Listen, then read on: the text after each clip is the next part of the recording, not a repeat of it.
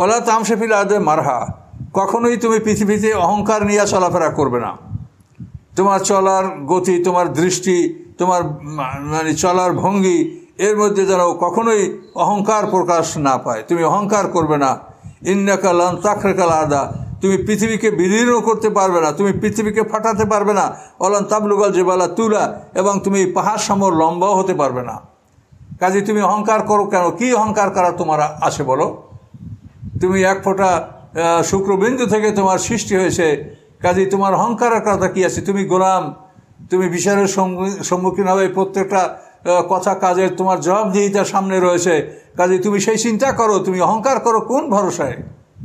আল্লাহ বলেন কখনোই অহংকার ভরে তোমরা পৃথিবীতে কেউ যেন চলাফেরা না করো। এবং আল্লাহ বলছেন অহংকার অল কিবরে ও হৃদয়, আল্লাহ বলছেন যে অহংকার আমার পোশাক। কাজে কেউ যদি অহংকার করে সে যেন আমার পোশাক ধরে টান দিল। এবং যার অন্তরের মধ্যে বিন্দুমাত্র অহংকার আসে সে লোক জান্নাতে যাবে না, আল্লাহ রসুল এমন কথা বলেছেন। কাজে সবসময় আমরা নিম্নমুখী হয়ে নম্র ভদ্রতার সাথে পৃথিবীতে আমরা চলাফেরা করব।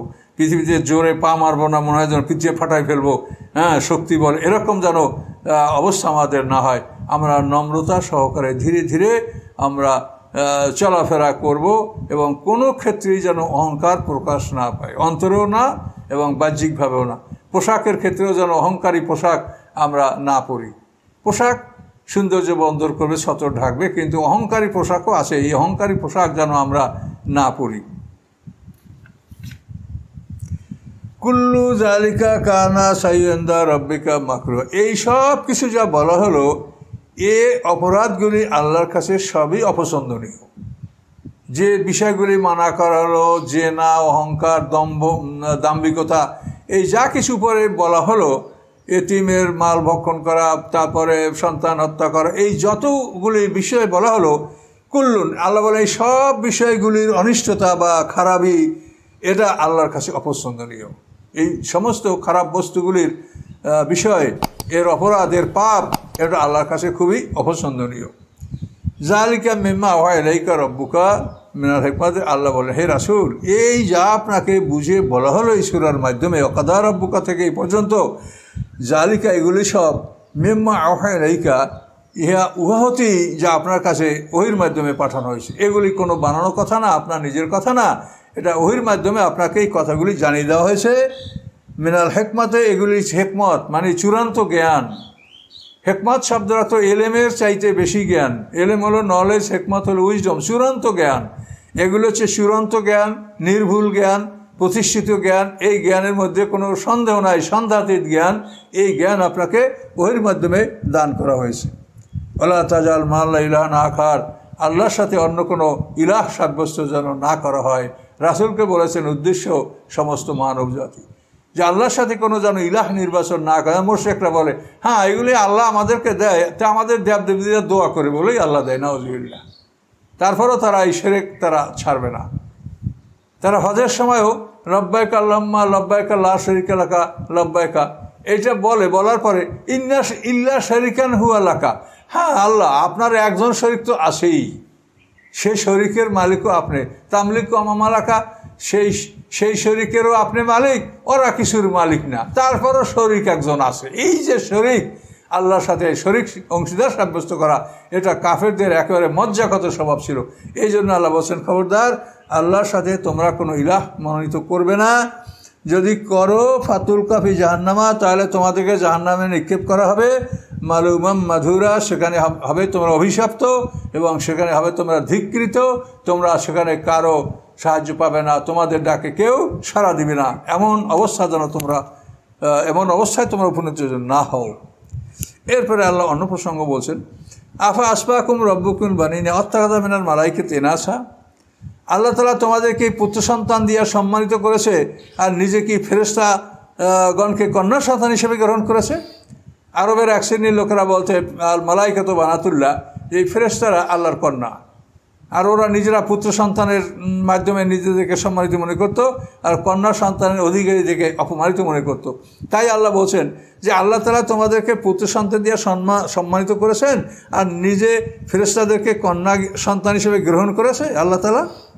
ইন্নাকুম লাতাকুলুনা কাওলান আযীমা, নিশ্চয়ই যারা তোমরা এই ধরনের কথা বলো তারা বড়ই অপরাধজনক কথা, বড়ই খারাপ কথা তোমরা বলেছো। কাজে এই ধরনের কথা তোমরা বলো না, এর থেকে বিরত থাকো। আল্লাহ সাররাফনা ফি হাযাল কোরআনে লিয়াযাক্কারু, আল্লাহ বলেন এই কোরআনে আমি সমস্ত বিষয় আমি পরিষ্কারভাবে আমি বর্ণনা করেছি, লিয়াযাক্কারু, যাতে মানুষেরা উপদেশ গ্রহণ করতে পারে। এই জন্য আল্লাহ বলেন আমি সব কথা সবিস্তারে এই কোরআনে বর্ণনা করেছি।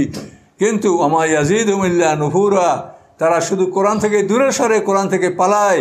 এই কোরআন থেকে দূরে সরা, কোরআন থেকে পালানো ছাড়া তাদের আর কোনো উপকার হলো না। এমনভাবে পালায় যে কোরআন থেকে এমনভাবে পালায় কান্নাম হুমুরুম মুসফিরাতুম ফাররাতমেন কাসরা। আল্লাহ বলেছেন যে তারা এমনভাবে পালায় যে সিংহ হাতে যখন আত্মরক্ষা করার জন্য গাধা যেরকম পালায়, কাসরা মানে সিংহ থেকে আত্মরক্ষা করার জন্য গাধা যেমন পালায়, এইভাবে এরা কোরআন থেকে দূরে পালাচ্ছে। কি দৃষ্টান্তটা আল্লাহ দিয়েছেন। গাধা সিংহ থেকে যখন পালায় ও সর্বশক্তি দিয়ে পালায় যে সিংহে ধরলে তোমাকে খেয়ে ফেলবে। তো এই লোকগুলোই কোরআন থেকে ওইভাবে পালাচ্ছে, কোরআনের কাছে আসছে না। এই জন্য আল্লাহ বলেন যে কোরআন তাদেরকে যে নসিহতগুলি উপহার দিল এগুলি তারা গ্রহণ করলো না, বরং এগুলিকে তাদের ঘৃণাই বাড়ালো, তাদের পালানোর অবস্থাটাই বাড়ালো, তারা কোরআন থেকে পালিয়ে যাচ্ছে।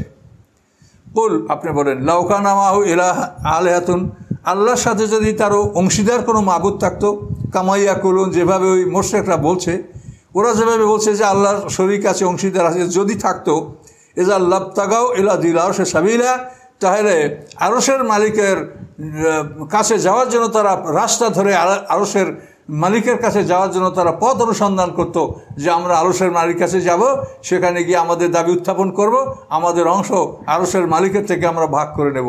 এরকম বলতো না? এরকম কেউ বলছে পৃথিবীতে? কেউ আছে যে আমি আল্লাহর কাছে যাচ্ছি আমার অংশ পাওনা আদায় করার জন্য, আরশের দিকে আমি রাস্তা ধরেছি, কোথায় আরশ কোথায় পথ, এটা কি করে জানা আছে? সুবহানাহু ওয়া তাআলা আম্মা ইয়াকুলুন রুবান কাবীরা, আল্লাহ তাআলা পবিত্র ওদের বর্ণনা হতে, ওরা যা বর্ণনা করে তা হতে আল্লাহ পবিত্র। তাআলা তিনি অতি উন্নত, সবার বড়, সবার উপরে। আম্মা ইয়াকুলুন, যা মানুষেরা বলে, রুবান কাবীরা, তিনি সবচাইতে সবার উপরে, সর্বোচ্চ সম্মানের মালিক তিনি, তার উপরে কেউ নাই। তিনি সবার উপরে সবার বড়, সবচেয়ে বড় সম্মানের অধিকারী। তুসাব্বিহুল সামাওয়াতুস সাবউল আরদ, এবং এর প্রমাণ হলো তিনি যে সবার উপরে, সবার যে তার প্রমাণ যে আকাশ পৃথিবী তার পবিত্রতা যাপনা করে।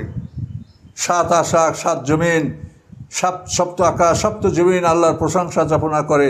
হ্যাঁ, অমান ফিহিন না, এবং সাত জমিন, সাত আকাশের মাঝে যারা আছে, গ্রহ নক্ষত্র, ফেরেশতা, গাছপালা, তরুলতা, সমস্ত প্রাণী, এমনকি পাথরের কঙ্করগুলি, এর আকাশ পৃথিবীর মাঝে যারা আছে তারা সবাই আল্লাহর পবিত্রতা যাপনা করে।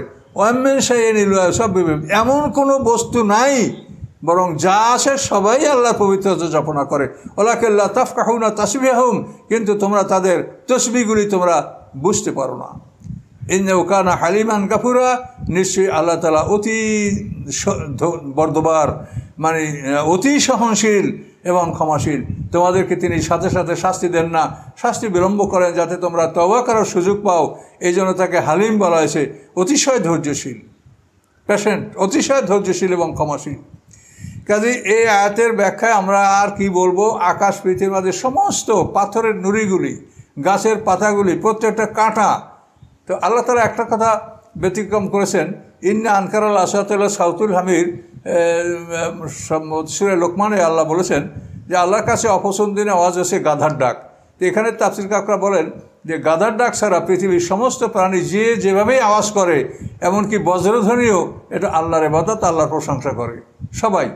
কাজে সকল প্রাণীর ডাক আল্লাহর ইবাদত।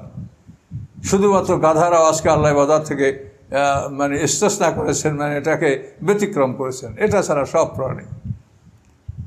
তো এজন্য সকল প্রাণীরা আল্লাহর প্রশংসা যাপনা করে, আর মানুষের মধ্যে একাংশ করে আর একাংশ করে না। আল্লাহ বলেন তোমরা তাদের এই তসবিহ, প্রশংসা যাপনা, এটা তোমরা বোঝো না। এই জন্য কখনোই তোমরা একটা গাছের সবুজ পাতা ছিঁড়বে না, কোনো প্রাণী বিনা কারণে হত্যা করবে না, তোমার যদি প্রয়োজন না হয় তা তুমি প্রাণী হত্যা করবে না, তুমি যেটা খাবে সেটা হত্যা করবে, তুমি যে খাবে না তাকে বাঁচার সুযোগ দাও, সে যেন বেঁচে থাকে, তার কারণ বেঁচে থাকলেই সে আল্লাহর ইবাদত করবে। কাজে এইভাবে মানুষ হিসাবে, মানুষ খলিফা হিসাবে সমস্ত সৃষ্টির প্রতি তাদের লক্ষ্য রাখতে হবে। ইন্নাহু কানা হালিমান গফুরা। কারাতাল কোরআনা, আল্লাহ বলেন যখন আপনি কোরআন পাঠ করবেন, কেরাত মানে বিশুদ্ধভাবে কোরআন পাঠ করা, ওই যা কারাতাল কোরআনা, আপনি যখন কোরআন পাঠ করবেন, জালনা বাইনাকা ওয়া বাইনাল লাযিনা লা ইউমিনুল আখিরাতি হিজাবাম মাসতুরা, আল্লাহ বলেন আপনার মাঝে এবং বেঈমানদের মাঝে, যারা পরকাল বিশ্বাস করে না তাদের মাঝে আমি একটা গোপন পর্দা স্থাপন করে দিই।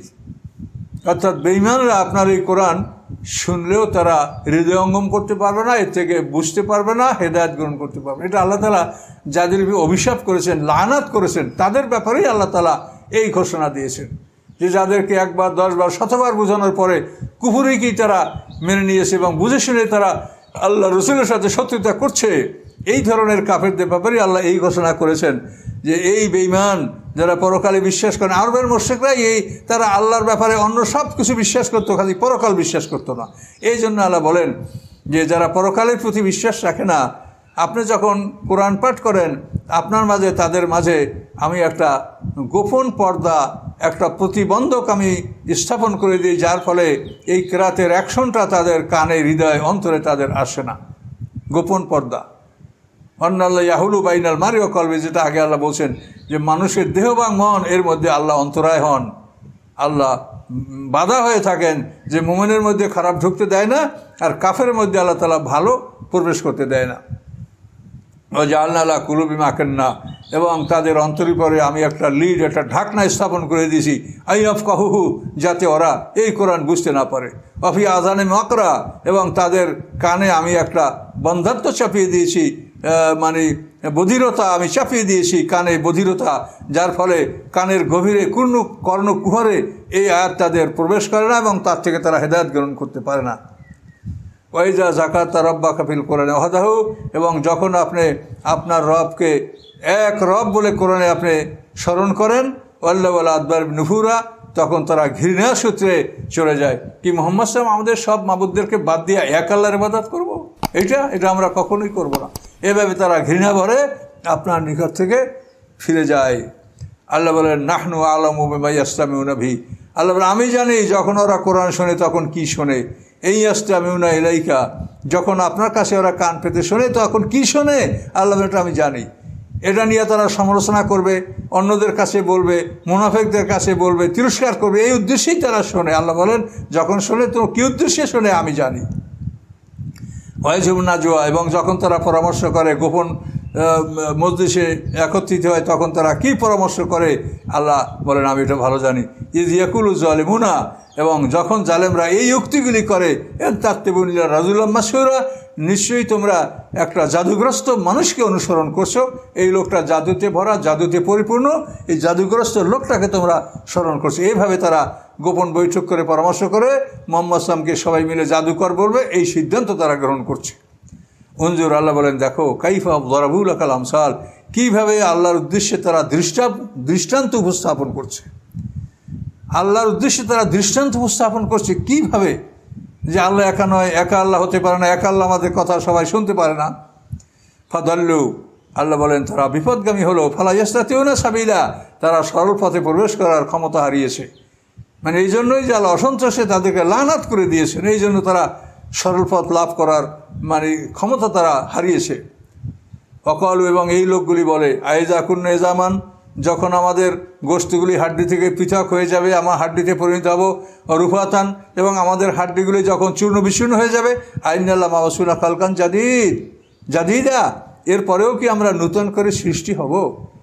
কাফেররা আজ ইবনে ওয়াইল এবং ওই নজর ইবনে হারেস, মানে শুকনা হাড্ডি পুরাতন এগুলি হাতে নিয়ে নিজের হাত দ্বারা ভেঙে গুঁড়ো গুঁড়ো করে দিচ্ছে, আর বসে যে এই হাড্ডি এভাবে হয়ে গেলে তারপর কি আমরা পুনরায় জীবিত হব?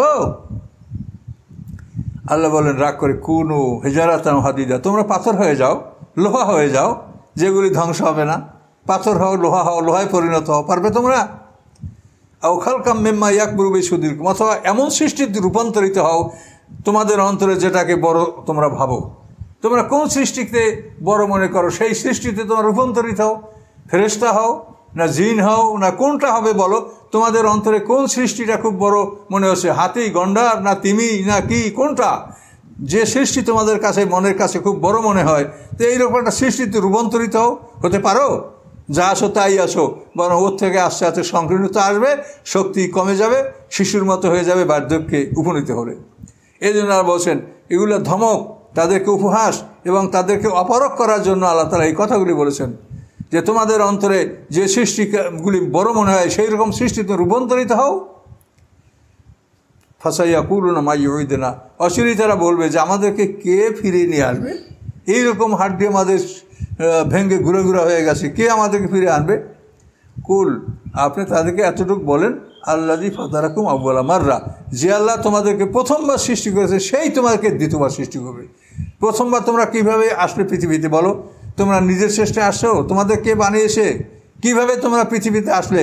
সম্পূর্ণ আল্লাহর হুকুমে, আল্লাহর ইচ্ছায় তোমরা একটা স্তরের পর একটা স্তর বদলি করে করে তোমরা পৃথিবীতে আসছো। কাজে তোমরা যেভাবে পৃথিবীতে আসো, যে আল্লাহ তোমাদেরকে পৃথিবীতে নিয়ে আসেন সেই আল্লাহ তোমাদেরকে দ্বিতীয়বার সৃষ্টি করবেন। সৃষ্টির সূচনা মাটির থেকে হয়েছে, মৃত্যুর পরে তোমরা মাটিতে পরিণত হবে, আবার মাটির থেকে তোমাদেরকে আল্লাহ দ্বিতীয়বার সৃষ্টি করবেন। এই কথা শোনার পরে কী করে? ফাসাইউন গিদুন এলাইকা রুসুম, তখন আপনার সামনে তারা মাথা নত করে, মাথা ঝুঁকায়, অর্থাৎ মানে অশ্রদ্ধা ভরে, গ্রহণ না করার উদ্দেশ্যে, গুমরাহী অবস্থায় তারা আপনার সামনে তারা মাথা নাড়ায়।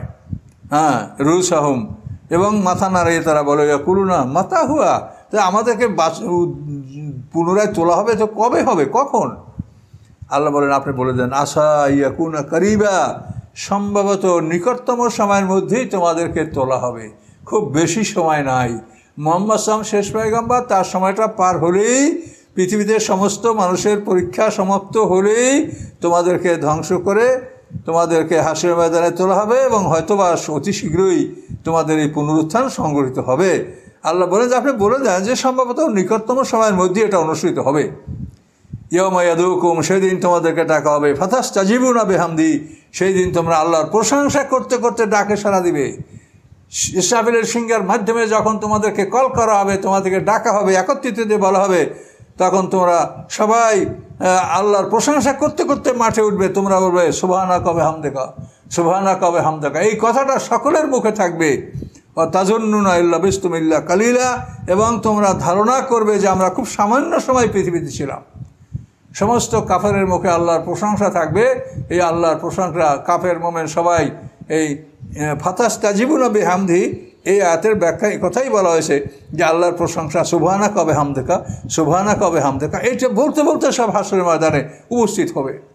এবং তখন তারা ধারণা করবে যে খুব সামান্য সময় আমরা দুনিয়াতে ছিলাম। আল্লাহ বলেন তোমরা এটাই মনে মনে ভাববে যে আমরা খুব কম সময়, অর্থাৎ পৃথিবী যদি 62 বছর তুমি বাঁচো তাহলে পরকালের আধা ঘন্টা, তুমি যদি 100 বছর বাঁচো তাহলে পরকালের 3 ঘন্টা তুমি পৃথিবীতে ছিলে। এই সামান্য সময় তুমি পৃথিবীতে ছিলে, তখন সেটা তুমি বুঝতে পারবে। আর এখন মনে করো যে এই পৃথিবীতেই আমার সব কিছু করতে হবে, কাজে আমাদের সতর্ক হতে হবে। আসসালামু আলাইকুম।